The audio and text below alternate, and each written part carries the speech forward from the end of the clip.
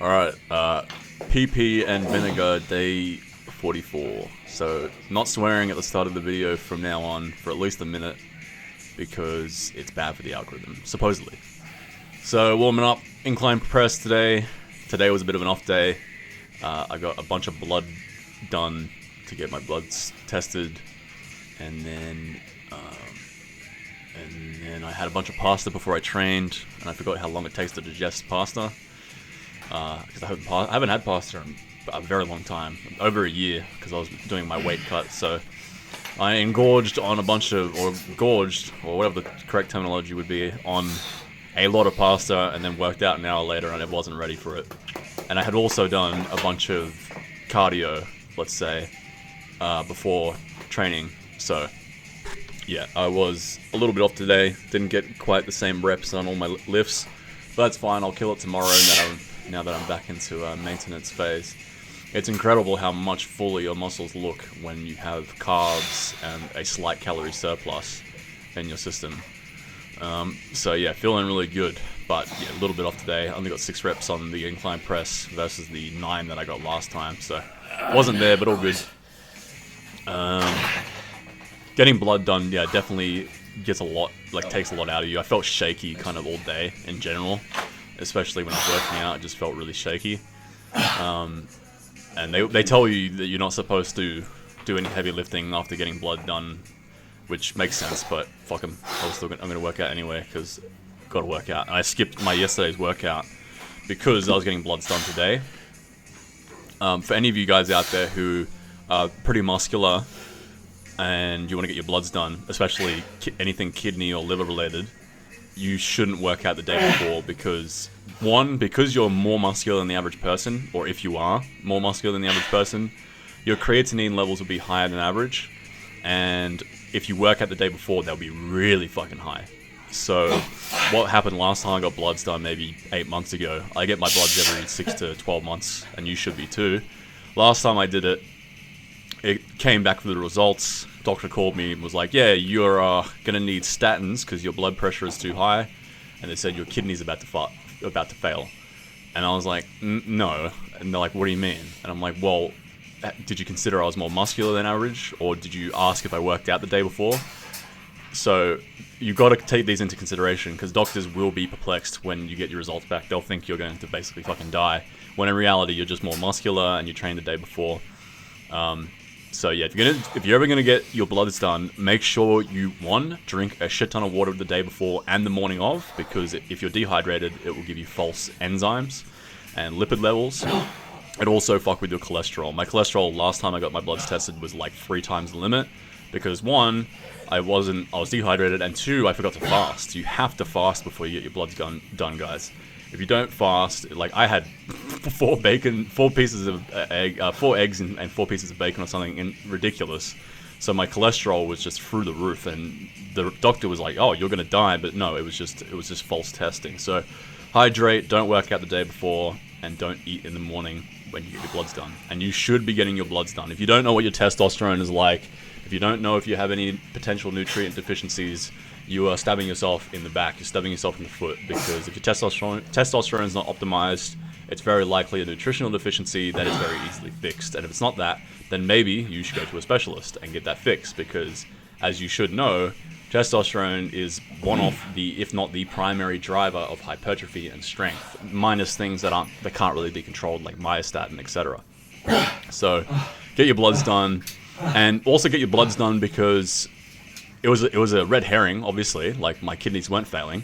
But if my kidneys genuinely were failing or something like that, if you don't get your bloods done, you won't know until it's too late. So it's good to get bloods done just for health purposes. You never know. But also just to know where your hormones are at. And that way you can be your own science experiment. You can try different foods, you can try different protocols, and see, oh wow, like this, say, ashwagandha or Tongkat Ali supplement increased my testosterone. This shit works. Or it didn't work. So you can take different supplements before you get your bloods done, see if they respond well for you. So get your bloods done at least once a year to make sure you're all good. So yeah, long-winded kind of rant on getting bloods done, but it's super important. And now I'm finishing off the chest with some pec flies. Nothing special here today. I was just talking over it because again, I didn't get as many reps as I normally would. The dips didn't feel super great today. They didn't hurt like the bench press does, but they felt really unstable, which is the problem with the bench press, or one of the problems I have with the bench press. But unlike the bench press, it doesn't hurt. I don't get any wrist or shoulder problems. It just felt super unstable. And I can't tell if that's just because I have super unstable shoulders, or if it was because the way I set the bars up to do dips. I don't actually have a dip station. That might be the next DIY machine that I'll make, because if you've been watching my videos, you'll see I build a lot of different home gym accessories and stuff. So I might try and make a dip station, and I might actually be able to add one to this new curl bar stand that I just built that you can see slightly on the left of me there, and see if that gives me more stability for the dips, because my dips definitely feel much weaker and less stable than they did, you know, years and years ago when I was weaker and heavier. But anyway, all good. Finishing off the chest here with just a bunch of drop sets and rest pauses, etc. And then I go to triceps. Pretty sure triceps were in the same boat today. I don't think I got any extra reps, although I don't really know what reps I need to beat sometimes, because I don't even check. Like for the more important movements like incline press, I'll check where was I last time. All right, let me try and beat that. But other movements, I just go to failure, and if I beat the reps, I beat the reps. You know, looking at the rep range that I'm looking for doesn't necessarily... Sometimes it throws me off and makes me focus more on just moving the weight rather than focus on the mind-muscle connection. So sometimes on certain movements, I try not to really think about how many reps I'm getting or what rep range I'm trying to get to. I just go as hard as I possibly can. And if everything is in the right order, I'm going to progressively overload anyway. And I just cross-reference it afterwards when I edit these videos. And I have found this is really beneficial for my mind-muscle connection and focus, because I don't know about you, but when I tried to do a fucking force rep there with the tricep extension, but it just wasn't happening. I was just feeling super weak. Yeah, I don't know about you guys, but I find when I have to count my reps, or if I'm thinking about a rep range that I'm trying to find or reach or, you know, beat, etc., I'm going to be focusing more on that than the actual contraction itself. And obviously strength is very important to get big, especially as a natural. But if your calories are in order, your training's in order, you're going to progressively overload regardless of whether or not you're tracking it or not. You should track it loosely just to know where you're at and find out that you are going upwards in direction. But you don't have to be like, all right, I got 8 reps last time on my fucking side lateral raise, which is a relatively like... It's like one of these movements that aren't necessarily strength orientated. Let me try to get an extra rep today, and then you're just focusing on trying to get the weight up. You might kind of artificially lift the weight with a bit of more momentum, just like subconsciously through your ego. So yeah, I think it's better to try and just focus more on the mind-muscle connection and worry about the progressive overload after the fact by recording your workouts. Anyway, more ranting, but you know, hopefully these are golden tidbits for you guys to take on and potentially improve upon your training. And now I'm finishing off with the overhead tricep extensions. These feel pretty good, but they do feel imbalanced. Like my left or right tricep, I don't know which one it is, just kind of feels weaker here. One of my wrists feels a bit weaker here. So this might have to go at some point if it keeps getting worse.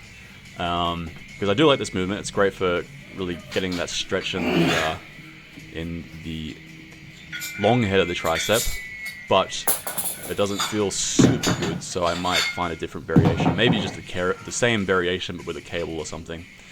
And then, yeah, that's it for today. Didn't do any posing. I've just been kind of forgetting to do the posing at the end of the videos lately, but maybe on Friday, or maybe I'll do some leg posing just to see how fucking skinny my legs are tomorrow.